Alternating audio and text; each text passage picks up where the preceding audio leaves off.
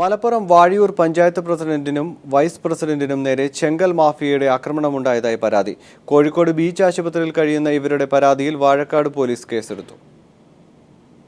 വാഴയൂർ പഞ്ചായത്തിലെ പൂവഞ്ചേരി മലനിവാസികളുടെ നിരന്തരമായ പരാതിയുടെ അടിസ്ഥാനത്തിൽ ചെങ്കൽ ഖനന പ്രദേശം സന്ദർശിച്ചപ്പോൾ മാരകായുധങ്ങളുമായി ഒരു സംഘം ആക്രമിക്കുകയായിരുന്നു എന്നാണ് വാഴയൂർ പഞ്ചായത്ത് പ്രസിഡന്റ് വിമല പാറക്കണ്ടത്തിൽ പറയുന്നത്.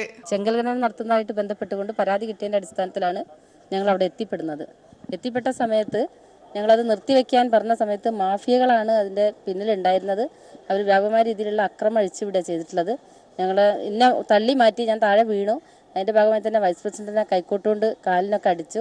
കമ്പിപ്പാരൊക്കെ ആയിട്ടാണ് വന്നത്. ഞങ്ങൾ അവിടുന്ന് നിലവിളി കൂട്ടിയതിൻ്റെ അടിസ്ഥാനത്തിൽ ആളുകൾ പുറത്തുനിന്ന് ഓടി വന്നിട്ടുള്ള 1-2 ആളുകൾക്കും പരാതി നന്നായിട്ട് പരിക്കേറ്റിട്ടുണ്ട്.